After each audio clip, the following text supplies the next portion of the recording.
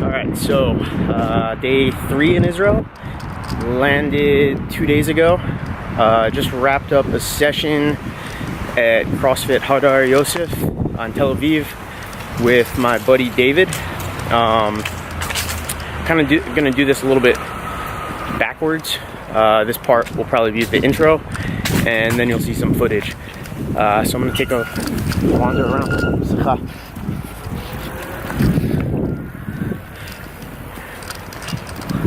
Almost got smashed by a bike there. Gonna try and not get hit by any more.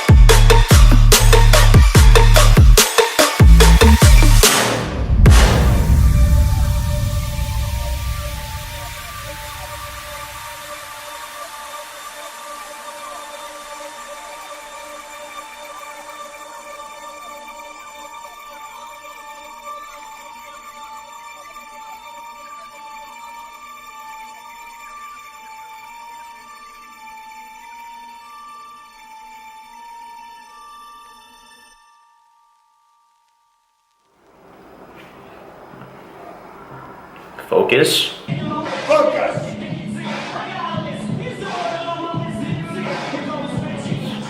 Alright, cool. We're focused. What's up, everyone? So, you guys saw we did a snatch and bar over burpee piece. That was about 15 minutes. It was an alternating EMOM that David created. Every round we would do, or first minute we did 12 bar over burpees. Second minute was starting. We started our snatches at 70 kilos, which is roughly, I think, 155. Don't quote me on that. And then from there, we worked up 5 kilos every other minute with the bar facing burpees in between. It definitely hurt a bit, but I got under bars, which was awesome because I haven't really touched a barbell in almost a month. I injured my ribs shortly after the first vlog, so that's why I haven't been creating too much content, to be honest. So it was nice to actually start training again. Got on a rower for the first time as well, and it was awesome. So I've actually really grown to love conditioning pieces, and I want to get better. So I'm doing what I have to do to make that happen. You'll see the second piece here in a second. It was awesome as well. I kind of just went with the flow today. David was supposed to have active recovery day, but we just kind of wanted to train together. It's been probably about 2 years. So pretty stoked to have hit roughly 235, and just felt good to move some weight around. So hope you guys enjoy the rest of the vlog. I'll have some kind of travel, what I travel with at the end of the vlog, so enjoy.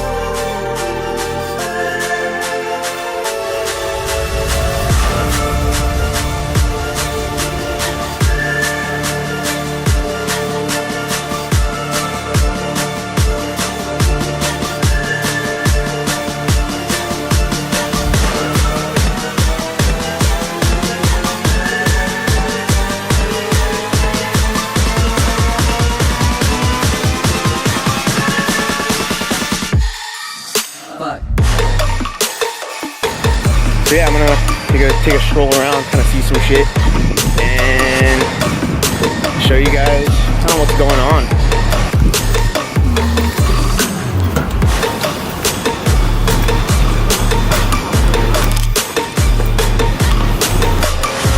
Quick tip when you're traveling, know how to order coffee properly.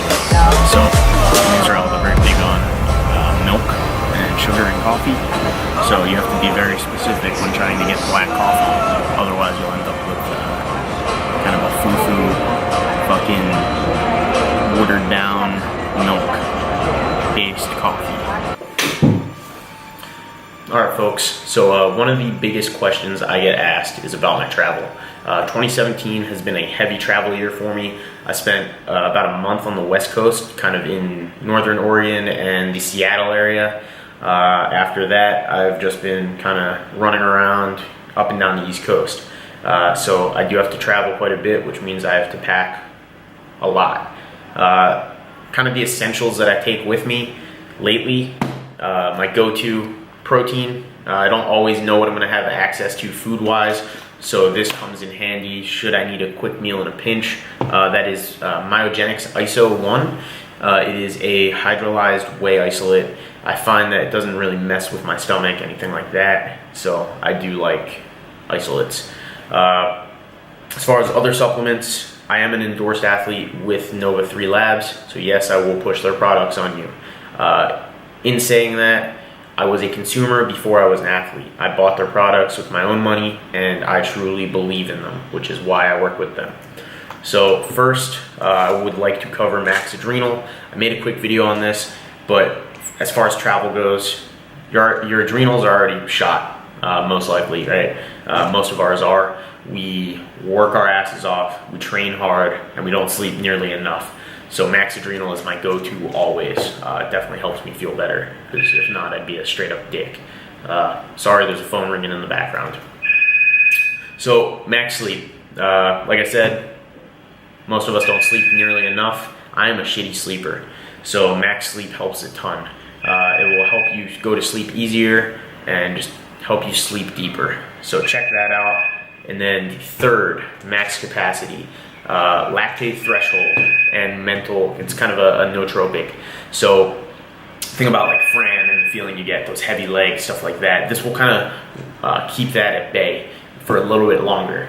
Additionally, the nootropic in it, cognitive function is everything in training. If mentally you're not connecting with your training, you're not going to be performing well. That goes in work as well, and just in life in general. So I find that if I take this before work, especially if I've been teaching back-to-back days or something, this will help a ton as far as the way I present myself to my students and the message and the knowledge base that I'm conveying to them. So I find that it definitely helps keep me fresh when I'm giving lectures and whatnot. From there, recovery. So I have been dealing with some injuries. I've needed to work a lot on my thoracic region. So I travel with a double lacrosse ball, a foam roller as well. But the big go-to lately is this. I also have a single lacrosse ball for just, self-myofascial release. That being said, my voodoo band also helps a ton as far as joints go, and just kind of matted down tissue, especially my quads and my patella. Now, the big stuff lately is, all this instrument-assisted myofascial release. My favorite, Leopard Claw, made by Mobility Wad, Kelly Starrett, and Troy Willis. Check them out. It is a great tool. Use it wisely, and you will reap the benefits of it. Additionally, this guy. I always travel with my IFAK. This is a ITS tall boy. Pretty minimal as far as what's inside it, but it will save a life.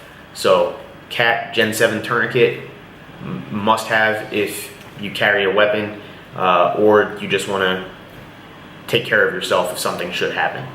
Additionally, I have combat gauze. These are pieces of gauze, actually strips of gauze that are impregnated with a hemostatic agent, and you will help stop a bleed should something happen in a junctional area. So check this stuff out. Always, if you carry an IFAK, also have a set of gloves or two should you need to work on someone else. But definitely this stuff is essential to me. I've taken it everywhere I go, and I will always try to take most of this stuff when I travel.